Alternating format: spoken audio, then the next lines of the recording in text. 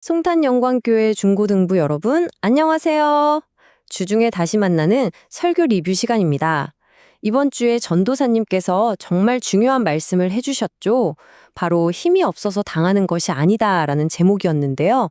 요한복음 18장을 배경으로 그 깊은 의미를 같이 한번 파헤쳐 보겠습니다. 때는 캄캄한 밤이었어요. 장소는 겟세마네 동산. 예수님이랑 제자들이 자주 기도하러 가셨던 바로 그곳이죠. 요한복음 18장은 이 고요하면서도 뭔가 숨막히는 긴장감이 흐르는 곳에서 예수님이 체포당하시는 그 극적인 장면으로 시작합니다. 저 멀리서 등불과 횃불, 그리고 무기를 든 사람들이 다가오고 있었어요. 자, 이 정말 절체절명의 위기 속에서 우리는 딱 3명의 인물을 주목해 볼 거예요. 예수님을 팔아넘긴 가룟 유다, 또 예수님을 지키려고 했던 베드로, 그리고 이 모든 사건의 중심에 계셨던 예수님. 똑같은 하나의 상황인데 이 세 사람이 어떻게 다르게 반응했는지 오늘 이걸 한번 집중적으로 살펴보려고 합니다. 네, 그럼 첫 번째 인물, 가룟 유다부터 시작해 볼까요? 유다를 보면 우리가 안다는 게 얼마나 무서워질 수 있는지 알게 돼요.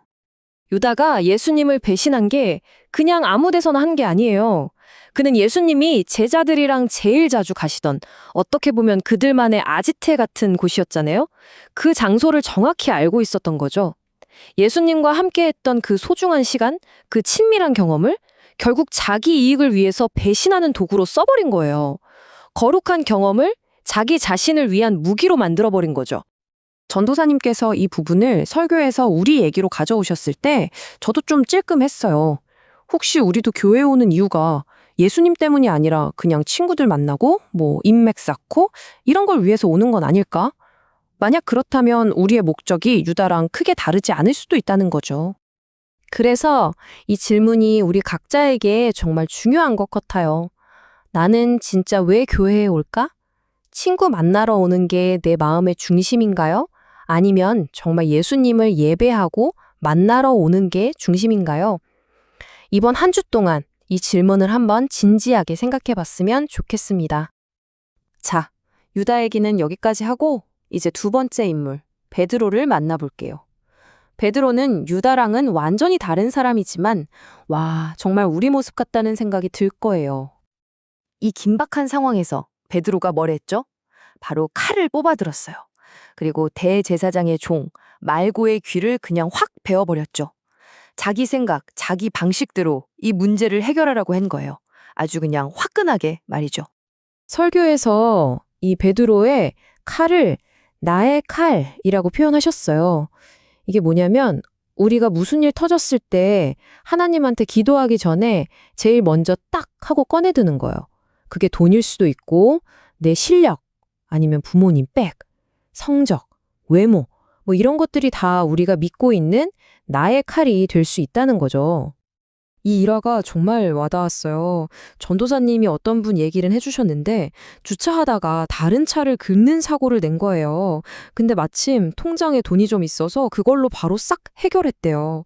근데 집에 와서 생각해 보니까 와, 사고가 나고 해결되는 그 모든 과정에서 단 한 번도 예수님 어떡하죠 하고 기도하지 않았다는 걸 깨달은 거죠. 그냥 돈이라는 내 칼로 다 해결해버린 거예요.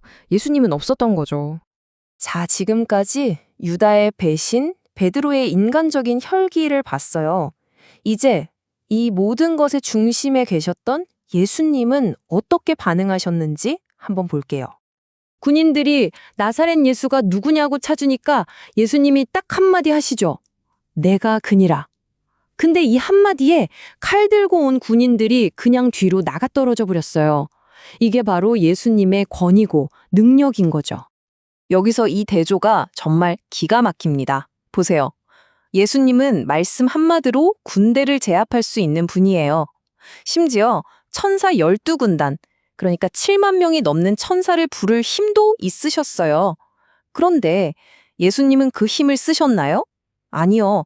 그 힘을 쓰는 대신에 제자들을 먼저 챙기시고 하나님의 뜻을 이루기 위해서 순순히 잡히는 길을 택하신 겁니다. 그래서 이게 진짜 중요한 거예요. 설교에서 강조하신 무능과 순종의 차이.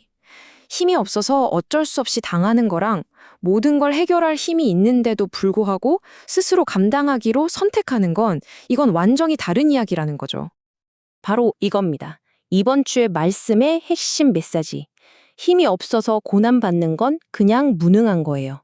하지만 힘이 있는데도 참고 견디는 것, 그게 바로 진짜 순종이고 겸손이라는 거죠.